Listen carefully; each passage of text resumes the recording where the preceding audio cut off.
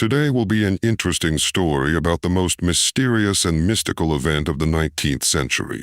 I will tell you about the Columbian Exposition of 1893, which was held in Chicago. At first glance, there was nothing unusual about the exhibition, just an exhibition of achievements of national economy, something very similar to the all-union exhibition of economic achievements. But this is only at first glance. If you dig deeper, this exhibition raises a lot of global questions. In 1892, it was 400 years since Columbus discovered America. The American government decided to celebrate this day with a gigantic scale. Many American cities wanted to be the center of this event, but the right to host the event was won by Chicago in 1890. A swampy site 7 kilometers south of the city center was chosen for the exhibition. And here we start to get some interesting points. In 1890, Chicago won the right to hold the exhibition, which means that all construction work could not begin before 1890, and so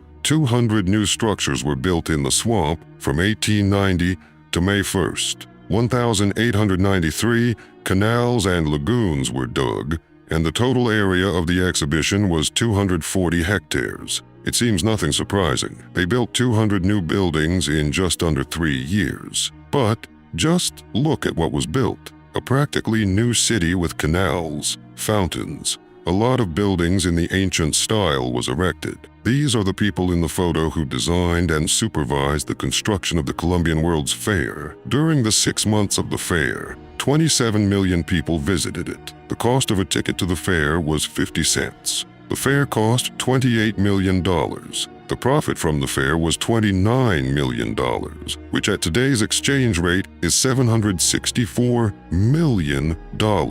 A truly grand fair. Let's take a look at the most interesting objects. The electric elevated railroad was about 10 kilometers long, and it cost $1 million to build. The York telescope was located in the manufactory building. It was about 20 meters long and weighed 70 tons. The telescope was so precisely balanced that it could be moved with the press of an index finger. It was the largest telescope of the time, specially made for the World's Fair. The next structure is a large swimming pool, 1,312 feet long, 328 feet wide. Here's another amazing structure, the Ferris wheel. The wheel was designed and built by George Washington Gale Ferris, Jr. Standing 262 feet tall, the wheel was the tallest attraction at the Columbian Exposition. The wheel rotated on a 70-ton axle. 36 booths were attached to the wheel. Each booth could hold 60 people. This is simply gigantic for the late 19th century, and the best part is that it was designed and built in just 2 years. The exhibition closed in 1893, the wheel still in operation until April 1894. It was then dismantled and reassembled a year later in another Chicago neighborhood near Lincoln Park. At this location, the wheel operated until 1905. It was then disassembled and transported to St. Louis for the next World's Fair, where after it was completed, the wheel was not disassembled, but destroyed in a controlled explosion using dynamite. The fact that such a huge wheel was destroyed seems very strange to me. The next interesting exhibit was a moving sidewalk. It was driven by electric motors and was divided into 2 parts. One half could be used for standing. The other part of the sidewalk was equipped with seats. Then similar sidewalks were presented at the Paris Exposition in 1900. But all these technical innovations are not the most surprising thing about this exhibition. What is most striking is the speed of construction of the exhibition on the marsh and the design of the buildings. Let's take a look at the most interesting buildings because they built some ancient city with all the statues and spires. All these buildings were erected in 2.5 years. After all, it was necessary to create project documentation, to calculate everything. It seems to me that it would have taken more than a year to design one such building. And here we see architectural masterpieces built in a swamp. Looking at this photo, it's hard to tell what kind of place it is. It could be Rome or Venice, but you just can't imagine it's Chicago. This photo is like a shot from a utopia movie. An American flag somewhere in Florence, and this is just the Venice waterfront. I could probably show you antique buildings in Chicago right now, but let's save you time. I'll leave all the links below the video. Whoever wants to see it for themselves later, I'll just show you this pavilion. I was interested in it empty armor, as in my video about the arches, link in the description, and these birds or dragons. As we can see, a simple ancient city on the marshes was built. It only took 2.5 years from the project to the first visitors. Somehow, everything is fantastically fast. Some bloggers have an opinion that these are ancient buildings. They were not built anew, but simply restored for the exhibition. The version that these buildings have already stood since ancient times seems very reasonable. There was an ancient city. It was painted. Fountains were cleaned and opened for the exhibition. It's a very attractive version. In the beginning, I stuck to it, but the more you search, the more you find. I found it too. There are so many photographs of the construction of the Chicago Exposition. I'll show them to you now. Here you can see that finishing and construction of pavilions is going on. But if you look at this photo, it is unclear what is happening. On the left, they are building a new hangar, and on the right, there is a really ancient building. And here is another building also looks like restoration. This is also an intermediate stage. You can't understand whether they are building or restoring. And here, we see how the statues were created. This photo shows the stages of construction of the transportation building. Here is the continuation of the construction of the transportation building. Here is where they create the Statue of the Republic. There are also many photos of the construction of the exhibition. The link will be under the video. You can scrutinize everything and draw conclusions for yourself. According to the official story, all these palaces and fountains were built of wood and plaster.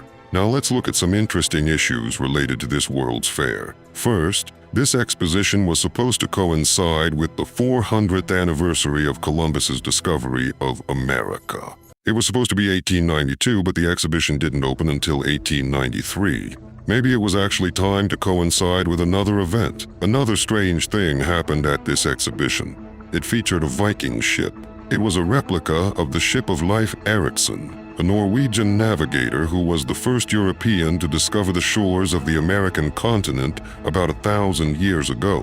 When I read about the Viking ship at the Chicago Exposition, I was very surprised. I had always thought that the story of the Vikings discovering America didn't really emerge until the 20th century. And here, at a major exposition in 1893, Americans recognized that the Vikings were the first to discover the American continent. Let's find out where this Viking story came from in the first place. In the winter of 1879, a sailor living in the port of Sandefjord devoted his free time to exploring a mound on the outskirts of the town where, according to legend, a Viking was buried with all his possessions. The people of Sandefjord had little faith in the legend of the mound, but the sailor persisted. After digging a square hole about 2 meters deep, his shovel struck a hard oak plank, which turned out to be the side of the ship. The Royal University in Christiania, now the city of Oslo, then sent men to examine the relic. In early summer, when the frozen ground could be cleared, it turned out to be an ancient Viking ship. The ship was repaired and taken to the university for storage. For the upcoming World's Columbian Exposition, Norway opened a fundraiser to build a replica of the found Viking ship. In the spring of 1893, the ship was built. It weighed 27 tons, was 72 feet long, and 16 feet wide. The ship was propelled by 32 oars. The ship sailed to New York and arrived in Chicago in mid-July. It's a very strange story about this Viking ship. The Norwegians built a replica of a Viking ship and crossed the ocean quite safely. And somehow strange, the exhibition is organized in honor of Columbus. But for some reason, they invited the descendants of the Vikings as the discoverers of America. And the most interesting thing, from what documents did the Norwegians take this story about Leif Erikson? Did they read it on birch bark letters? I'd never heard the Viking ship story before. I was really surprised that in the late 19th century, Norwegians and Americans seriously believed that the Vikings discovered America. Okay, let's move on.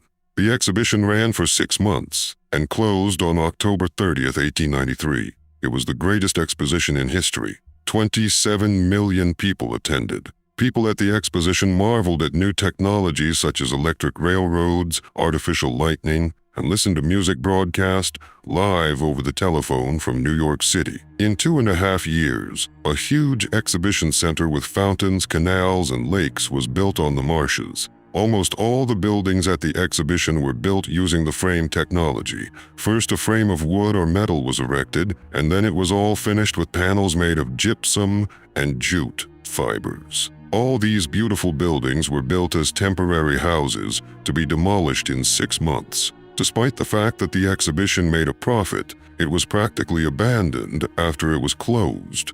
Imagine this. They built such a beauty, and 6 months later they closed it down and left it to crumble. The fair ended in October 1893. By June 1894, all the exhibits were removed from the White City buildings. These grand buildings were empty. They looked as if they were made of marble, but they were actually made of wood and metal frames covered with a material called staff, a mixture of gypsum and hemp. On July 5, 1894, at 7 p.m., a small fire started in one of the buildings. By the time the fire department arrived on the scene, the fire had already spread to the next buildings and was quickly spreading throughout the exhibition grounds. One by one, the burning roofs of the buildings collapsed. It took only 2 hours for the entire city to be reduced to rubble. Some historians believed that the probable cause of the fire was the presence of squatters, homeless refugees in the buildings due to the financial panic of 1893. The homeless people cooked food and warmed themselves by the fires that were built in the exposition buildings. But there's another theory. It was a deliberate arson. So who could have set fire to the exhibition? It turns out that in 1884, there were arson attacks all over Chicago. Here, for example, about 700 cars burned at the South Chicago Railroad station. And in order for us to understand the causes of arson, we need to meet Mr. Pullman. And here's an interesting saying from the late 19th century. We were born in a Pullman's house, eat from Pullman's stores, teach in a Pullman's school, go to a Pullman's church, and when we die, we will go in a coffin from a Pullman's. Industrialist George Pullman was born on March 3, 1831, in New York City. When Pullman arrived in Chicago at the age of 14 after dropping out of school, he had an idea to solve the knee-deep mud that plagued the city's streets. By the age of 16, he and a few partners began making money building new foundations under houses. Something strange was going on in America at the end of the 19th century. All the cities were drowning in mud. Even Pullman started its business, I understand, on building new foundations. Pullman used his share of the profits to design and build a comfortable railroad sleeping car. He was able to arrange to have the body of assassinated President Abraham Lincoln transported to Springfield in Pullman's railroad sleeping car. Thereafter, a flurry of orders for sleeping cars fell upon him. Basically, in our minds, Pullman was becoming a billionaire. All of this was happening at a time when robber barons like Rockefeller and Andrew Carnegie were beginning their meteoric careers as corporate capitalists. Pullman watched as many corporations began to experience problems with workplace unrest and strikes due to low wages and terrible working conditions. He decided to create a system that would minimize such problems for his business. Presenting himself as a welfare capitalist, Pullman wanted to attract workers by offering them high wages. He built a model factory town on the south side of Chicago with beautiful Victorian homes that were equipped with indoor plumbing and natural gas. But all the real estate was owned by the Pullman Company. At a time when most factory towns in the U.S. were a collection of dilapidated shacks, Pullman's town seemed like an enlightened achievement. Here, look at these workers' houses. And this building housed a library, theater, bank, and more. And here's the church in Pullman Township, except it's kind of squat, and the basement windows are low, as if the church had been filled in. The public buildings planned by Pullman included a school offering free education through the 8th grade, a stable, a market selling meat and vegetables, a casino, the Florence Hotel, and a two-story arcade containing a library, theater, bank, offices, and steam-heated meeting rooms. Pullman built a greenstone church and orphanage, and in the spring, a warehouse, a dairy farm, and hundreds of cows to provide milk, cream, and butter for residents. Gas lanterns lit the streets. There were also two parks, a lagoon with a waterfall, and a sports island for exercise. About 12,000 people lived in Pullman Township. Ah yes, here you read it. Just some socialism. Pullman built parks, dairy farms. Only in socialism there are no casinos, and Pullman has a casino by the fire. Just some American nugget. When workers signed leases for their homes, they had to agree to rules covering everything from lamp and furnace maintenance to curfews, dress codes, and personal cleanliness and behavior, and most notably, a ban on drinking. But Pullman was no altruist. He built a library, but there was only paid access to it. He seemed to genuinely believe that all religions were the same, and therefore everyone should unite and go to the same church. When the residents disagreed with his idea of a one-world religion, he offered to rent the church to any group of believers who wanted it. But the rent for the church was very high, and none of the religious communities could afford it. So the church stood empty. The streets of the town were kept clean, and all the premises were repaired. The pay for all this was deducted from the wages of the laborers. The Reverend William Carl described the town of Pullman as a civilized relic of European serfdom. In general, after all the rent and utility payments, the Pullman workers had almost no money left. Then came the financial crisis of 1893. Orders for Pullman cars fell, and management began a program of layoffs and wage cuts. But even before the crisis, workers' wages were at a living wage, and after the 25% cut, people were simply destitute. The situation was even more desperate for workers living in the Pullman Township because the company refused to lower rents, even though landlords in other Chicago neighborhoods were lowering rents. Pullman workers went on strike out of desperation. They were supported by the American Railroad Union. Within 4 days, 125,000 people walked off their jobs on 29 railroads. Afterward, U.S. President Cleveland sent 12,000 troops to suppress the strike. When the workers learned of this, they went on a rampage and burned 700 cars at a station in Chicago. In addition, they set fire to a vacant fairgrounds. The strike was suppressed by the troops. 30 workers were killed, and the rest were forced to return to their jobs. Pullman died of a heart attack on October 19, 1897, at the age of 66. The funeral cortege arrived at Graceland Cemetery, where a hole the size of a medium-sized room had been dug. Its base and walls were made of reinforced concrete 17 inches thick. The coffin was covered with a tarpaulin. Then the pit was filled with concrete. Then steel rails were laid at right angles to each other and bolted together. Then the rails were also filled with a layer of concrete. All these precautions were taken to prevent the body from being desecrated. That's how the workers' friend, benefactor, George Pullman, ended his life. I'm getting carried away. Back to the fire at the World's Fair. That wasn't the only sad event at the Columbian Exposition. In the midsummer of 1893, a smallpox epidemic broke out at the fairgrounds and spread throughout the city. Then, long before the closing ceremony, Chicago Mayor Carter Harrison was shot and killed. Imagine, it is 1893. The most grandiose World's Fair is under construction. This means that the U.S. economy at that time was fine, and the country can afford such a huge expenditure. But what is interesting is that it was in 1893 that one of the biggest financial crises in the U.S. began. The first clear signs of financial crisis appeared on February 20th, 1893. In short, there was a financial panic for objective reasons. People rushed to withdraw their money from banks and caused their bankruptcy. The financial panic in London, combined with the collapse of continental European trade, caused foreign investors to sell U.S. stocks to get U.S. funds backed by gold.